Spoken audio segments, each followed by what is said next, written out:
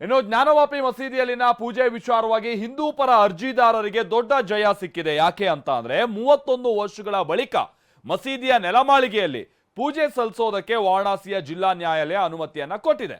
ಹಿಂದೂಗಳ ಸಂಭ್ರಮ ಈ ಕಾರಣಕ್ಕಾಗಿ ಮುಗಿಲು ಮುಟ್ಟಂತದ್ದನ್ನು ಕೂಡ ನಾವು ಕೋರ್ಟ್ನ ಆವರಣದಲ್ಲೇ ಗಮನಿಸಬಹುದಾಗಿತ್ತು.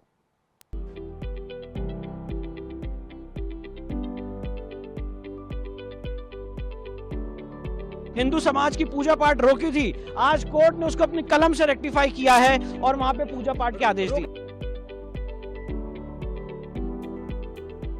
जो बंद था वो अब होने जा रहा है, तो इससे बढ़ के खुशी क्या होगी।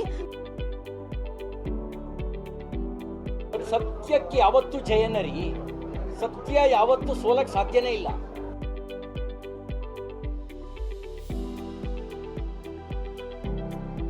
ಒಂದೆರಡು ವರ್ಷಗಳಲ್ಲ, ಬರೋಬ್ಬರಿ 3 ದಶಕಗಳು ಅಂದ್ರೆ 31 ವರ್ಷಗಳ ಕಾನೂನು ಹೋರಾಟಕ್ಕೆ ದೊಡ್ಡ ಜಯ ಸಿಕ್ಕಿದೆ. ದೇಶಾದ್ಯಂತ ಭಾರಿ ಚರ್ಚೆಗೆ ಗ್ರಾಸವಾಗಿದ್ದ ವಾರಣಾಸಿಯ ಜ್ಞಾನವಾಪಿ ಮಸೀದಿಯಲ್ಲಿ ಹಿಂದೂಗಳಿಗೆ ಪೂಜೆ ಮಾಡಲು ಅವಕಾಶ ದೊರೆತಿದೆ.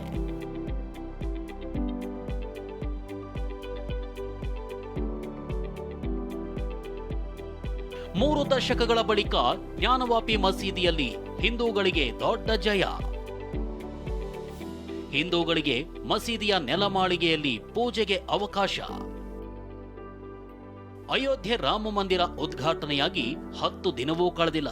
ಬಾಲರಾಮನ ಗುಂಗಿನಿಂದ ದೇಶದ ಹಿಂದೂಗಳು ಇನ್ನೂ ಹೊರಬಂದಿಲ್ಲ. ಆದ್ರೆ ಈ ಮಧ್ಯೆ ಜ್ಞಾನವಾಪಿ ಮಸೀದಿ ಕೇಸ್ನಲ್ಲೂ ಹಿಂದೂಗಳಿಗೆ ದೊಡ್ಡ ಜಯ ಸಿಕ್ಕಿದೆ. ವಾರಣಾಸಿಯ ಜಿಲ್ಲಾ ನ್ಯಾಯಾಲಯ ಜ್ಞಾನವಾಪಿ ಮಸೀದಿಯಲ್ಲಿ ಹಿಂದೂಗಳಿಗೆ ಪೂಜೆ ಸಲ್ಲಿಸಲು ಅವಕಾಶ ನೀಡಿದೆ. ಅಷ್ಟಕ್ಕೂ ಈ ತೀರ್ಪು ಬರಲು ಕಾರಣವೇನು ಅನ್ನೋದನ್ನ ಹೇಳ್ತೀವಿ. ಅದಕ್ಕೂ ಮುನ್ನ ವಾರಣಾಸಿ ಕೋರ್ಟ್ ಹೇಳಿದ್ದೇನು ಅನ್ನೋದನ್ನ ತೋರಿಸ್ತೀವಿ ನೋಡಿ. ಜ್ಞಾನವಾಪಿ ಮಸೀದಿಯಲ್ಲಿ ಪೂಜೆ ನಡೆಸಲು ಅವಕಾಶ ಇದೆ ಅಂತ ವಾರಣಾಸಿ ಕೋರ್ಟ್ ಹೇಳಿದೆ.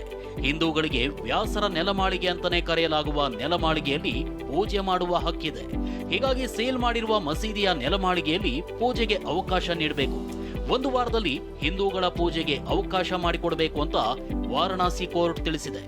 1 ವಾರದೊಳಗೆ ಪೂಜೆಗೆ ವ್ಯವಸ್ಥೆ ಮಾಡಿಕೊಡುವಂತೆ ಜಿಲ್ಲಾಡಳಿತಕ್ಕೆ ಆದೇಶ ನೀಡಿ ಫೆಬ್ರವರಿ 8ಕ್ಕೆ ವಿಚಾರಣೆ ಮುಂದೂಡಿದೆ.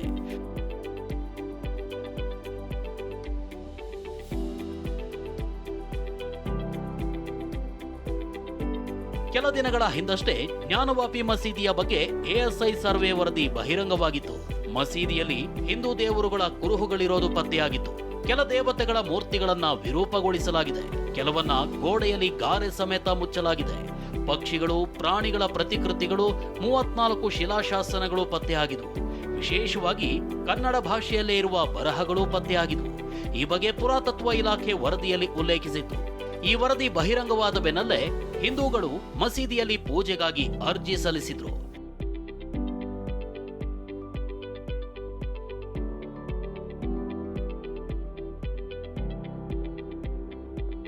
ಸಾವಿರದ 1993 ಡಿಸೆಂಬರ್ನಲ್ಲಿ ಅಂದಿನ ಮುಖ್ಯಮಂತ್ರಿ ಮುಲಾಯಂ ಸಿಂಗ್ ಯಾದವ್ ನೀಡಿದ ಮೌಖಿಕ ಆದೇಶದ ನಂತರ ಮಸೀದಿಯ ನೆಲಮಾಳಿಗೆಯಲ್ಲಿ ನಡೀತಾ ಇದ್ದ ಪೂಜೆಯನ್ನ ನಿಲ್ಲಿಸಲಾಗಿತ್ತು.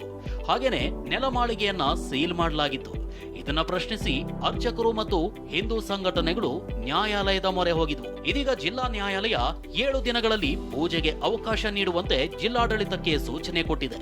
ಇಷ್ಟೇ ಅಲ್ಲ, ಪೂಜೆ ವೇಳೆ ಸ್ಟೀಲ್ ತಂತಿ ಬೇಲಿ ಅಳವಡಿಸಲು ಸೂಚನೆ ಕೊಟ್ಟಿದ್ದು ಪೂಜೆಗೆ ಬರುವ ಅರ್ಚಕರಿಗೆ ಬ್ಯಾರಿಕೇಡ್ ತೆಗೆದು ದಾರಿ ಮಾಡಿಕೊಡುವಂತೆ ತಿಳಿಸಿದೆ. ये इस केस का टर्निंग पॉइंट है, बहुत ऐतिहासिक ऑर्डर है और जो एक सरकार ने अपनी पावर का दुरुपयोग करते हुए हिंदू समाज की पूजा पाठ रोकी थी, आज कोर्ट ने उसको अपनी कलम से रेक्टिफाई किया है और वहां पे पूजा पाठ के आदेश दिए. ವಾರಣಾಸಿ ಕೋರ್ಟ್ ಪೂಜೆಗೆ ಅವಕಾಶ ನೀಡಿದ ಬೆನ್ನಲ್ಲೇ ಅರ್ಜಿದಾರರು ಹಾಗೂ ಹಿಂದೂ ಪರ ವಕೀಲರು ಸಂಭ್ರಮಾಚರಣೆ ಮಾಡಿದ್ರು. ಇವತ್ತ ಕೋರ್ಟ್ ಮಾಡಿರೋ ಆದೇಶವನ್ನ ನಾನು ಪೂರ್ಣ ಮನಸ್ಸಿಂದ ಸ್ವಾಗತ ಮಾಡ್ತೀನಿ.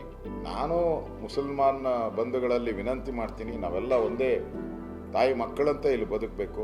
ಈ ಥರ ದೌರ್ಜನ್ಯದಿಂದ ಯಾವ್ಯಾವುದು ದಾಳಿಗಳಿಂದ ದೌರ್ಜನ್ಯದಿಂದ ಆಗಿದೆಯೋ ದಯವಿಟ್ಟು ಅವರೇ ನೋಡ್ಲಿಬೇಕಾದ್ರೆ ವಾಲಂಟಿಯರ್ ಆಗಿ ಬಿಟ್ಕೊಡೋದು ಒಳ್ಳೆಯದು. ಸೌಹಾರ್ದಯುತವಾಗಿ ಬಾಳುವಂಥದ್ದಕ್ಕೆ ಇದೊಂದು ನಾಂದಿ ಆಗ್ತೈತೆ. ನೆಲಮಾಳಿಗೆನಲ್ಲಿ ಹಿಂದೂ ದೇವಸ್ಥಾನದ ಹಿಂದೂಗಳ 10 ಮೂರ್ತಿಗಳು ಸಿಕ್ಕಿದೆ.